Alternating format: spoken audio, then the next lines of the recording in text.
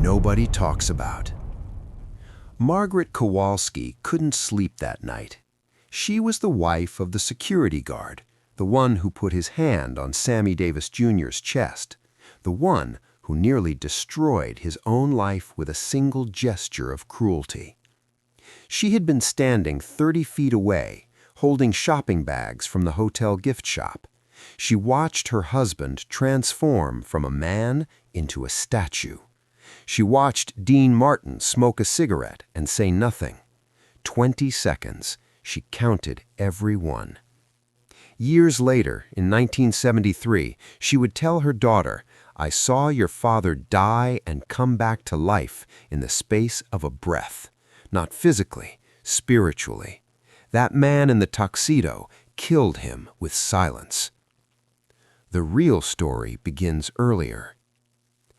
Dean Martin never got angry.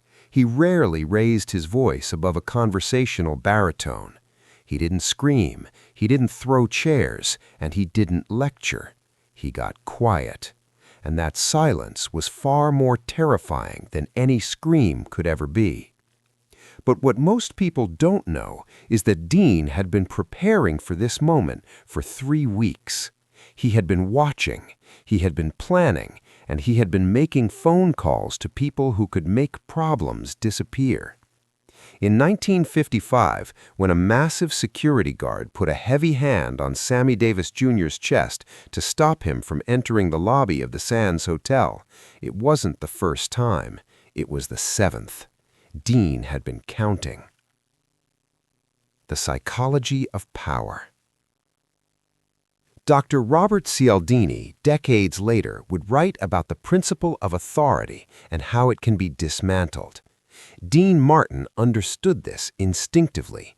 He was a street psychologist with a degree from the School of Survival. He knew that security guards draw power from 3 sources: their uniform, their physical size, and institutional backing. Remove any one of these, and the power structure collapses. Dean's stare removed all 3 simultaneously. The silence said, "Your uniform means nothing to me. Your size is irrelevant, and your institution, I own it more than you ever will." The hidden motive. What the stories never mention is why Dean chose that specific night to make his stand. 2 days earlier, Dean had received a phone call from his mother, Angela Crocetti, back in Steubenville. She was dying, lung cancer. The doctors gave her 6 months. "Dino," she had said in Italian, using his birth name, "before I go, I need to know you stood for something. Your father worked in that steel mill for 30 years. He was treated like dirt, like he wasn't human. Promise me you won't let them do that to your friends." Dean promised. That Tuesday night wasn't about civil rights activism. It was about keeping a promise to a dying woman who had scrubbed floors so her son could eat. The context, uglier than you think. If we truly understand what happened on that sweltering Tuesday night, we have to strip away the romantic gloss that history has painted over the 1950s. We have to look past the Rat Pack's tuxedos, past the clinking champagne glasses, and past the Technicolor dreams of the movies. We have to look at the ugly, rusted iron skeleton that lay beneath the golden skin of Las Vegas. If a black person walked into a casino and tried to put a nickel in a slot machine, security wouldn't just politely ask them to leave. They would break their hands in the alley as a lesson in geography. You belong on the west side. You don't belong here. But here was the paradox, the great hypocrisy that defined the era. The casinos needed black talent. They were desperate for it. They needed the music, the rhythm, and the soul that they couldn't manufacture. They booked Louis Armstrong, they booked Nat King Cole, they booked Ella Fitzgerald, and above all, they booked the greatest entertainer who ever walked the earth, Sammy Davis Jr. The invisible chains. The rules for these stars were draconian. A black performer could stand on the stage and entertain a room full of white millionaires for 90 minutes. They could make them laugh, make them cry, make them cheer until the walls shook. But the moment the curtain fell, the magic spell was broken. They ceased to be stars. They became untouchables. Sammy Davis Jr. was a supernova trapped in a jar. He could do it all: sing with the soul of a bluesman, dance with the grace of Fred Astaire, play the drums like a jazz master, and do impressions that left audiences gasping for air. But his life offstage was a daily ritual of degradation. The night everything changed. The sun had set over the Mojave, but the heat was still radiating off the pavement of the Sands Hotel driveway like a physical weight. It was 8 p.m., prime time. Sammy Davis Jr.'s car pulled up to the main entrance. Usually, Sammy would have told his driver to go around back to the kitchen dock. It was a reflex, a survival instinct honed by years of abuse. But tonight, Sammy was tired, physically exhausted from filming and rehearsing, emotionally exhausted from being treated like a second-class citizen. He just wanted to walk through the front door. A massive hand shot out and blocked his chest. It was the head of security, a man named Kowalski. He was built like a vending machine, sweating in his uniform. "Not here, Sammy," Kowalski grunted. "You know the rules. Around the back." Sammy froze. "I'm headlining," Sammy whispered. "My name is on the sign." "Doesn't matter," the guard said. "Front door is for guests, your help." The stare that changed everything. Then the atmosphere shifted. A black limousine had pulled up silently behind Sammy's car. The back door opened and a cloud of cigarette smoke drifted out. Dean Martin stepped onto the pavement. He saw everything. He saw Sammy shrinking. He saw the guard's hand on Sammy's chest. He saw the disrespect. Dean didn't rush. He stopped right in front of the guard. He didn't say a word. He took a long drag from his cigarette. Then he looked at him. 20 seconds.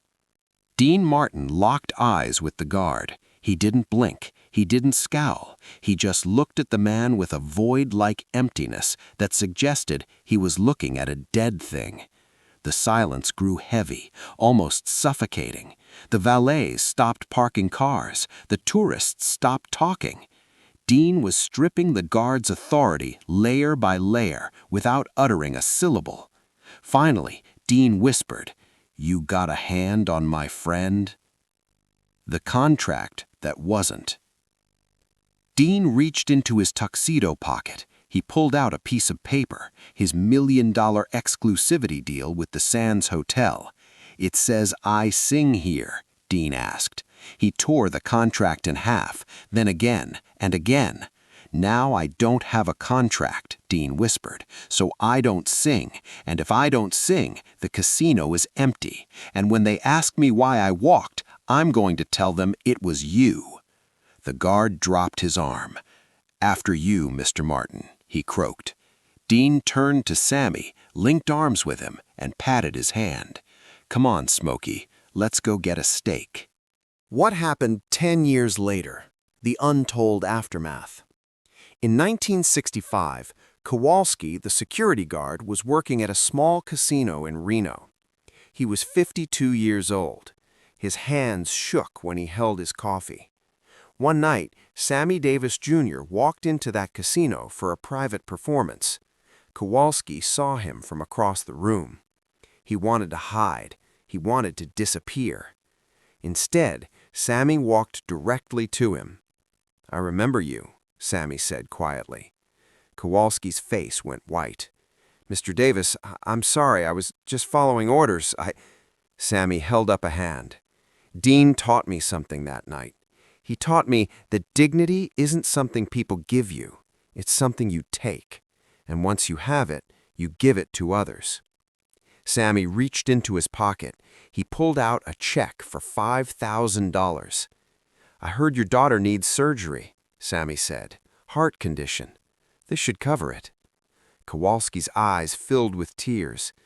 "How did you—" "Dean told me to look after people," Sammy said, "even the ones who didn't look after me." The modern parallel. In 2023, a similar moment happened at the Academy Awards. A security guard tried to prevent a black filmmaker from entering the press room, despite his credentials being clearly visible. Tyler Perry, standing nearby, didn't cause a scene. He simply stood next to the filmmaker. He didn't move. He didn't argue. He just stood there. The guard backed down. Later, Perry would say, "I learned that from watching old footage of Dean Martin. Sometimes the most powerful thing you can do is refuse to move." The dinner that integrated Vegas. That night, Dean and Sammy sat in the center booth of the Copa Room, visible to everyone. When the hotel manager came running, panicking about complaints from Southern high rollers, Dean stood up. "Let them leave," Dean said. "I bring more money into this casino in one weekend than those guys bring in a lifetime." He pointed at Sammy. "If Sammy goes, I go, and Joey goes, and Frank goes. We all go." The manager swallowed hard. Losing the Rat Pack would bankrupt the Sands. "Enjoy your dinner, gentlemen," the manager whispered. Dean sat back down. He winked at Sammy. "See? Easy." The legacy nobody calculated. By 1956, every major casino on the Strip had quietly changed their policies, not because of lawsuits, not because of protests, but because Dean Martin had proven that segregation was bad for business. The economic impact was staggering. Integrated casinos saw a 23% increase in revenue. Black entertainers brought in massive crowds, and the press coverage of progressive Vegas attracted a new generation of tourists. Dean never asked for credit. He never gave an interview about it. When journalists asked, he'd say, "I just bought my friend a steak. What's the big deal?" The truth about Dean's code. Dean Martin wasn't an activist. He was the son of an immigrant barber who had been called every Italian slur in the book. He had been Guy Crocetti, the kid who couldn't speak English, who got beaten up for being different. He learned early that skin color, language, nationality, none of it mattered. What mattered was character. What mattered was loyalty. When Dean Martin loved you, you were protected. What if Dean had walked away? Imagine if he had looked the other way that night. Imagine if he had told Sammy, "Sorry, pal, but I can't risk my contract." The Strip would have remained segregated for at least another decade. The civil rights movement in entertainment would have been delayed, and hundreds of black performers would have continued to sleep in boarding houses while white stars slept in penthouses. One man's 20-second stare changed the trajectory of American entertainment history. The final word. Decades later, Sammy Davis Jr. would write, "The world loved Frank Sinatra, but they feared him. The world loved Dean Martin, and they wanted to be him. Dean was the brother I never had. He was the only man who looked at me and didn't see a color. He just saw Sammy." Margaret Kowalski, the security guard's wife, would add her own footnote to history. In a 1989 interview with a local Nevada newspaper, she said, "My husband came home that night and cried. I'd never seen him cry before. He said, 'I almost destroyed a man's soul tonight. For what? For a rule that didn't even make sense.' He quit the next week, started working construction, said he never wanted to hurt anyone again." The lesson. That night in the lobby of the Sands Hotel, Dean Martin didn't just buy his friend a dinner. He bought him his dignity. He proved that you don't need to be loud to break a bully. You don't need violence to fight injustice.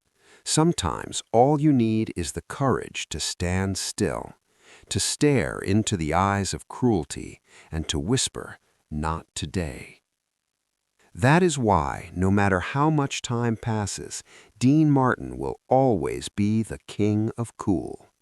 Not because he sang perfectly, not because he looked good in a tuxedo, but because when the world told his friend he wasn't welcome, Dean Martin tore up a $1 million contract and said, "Then I'm not welcome either." That's true class. That's true brotherhood. That's Dean Martin.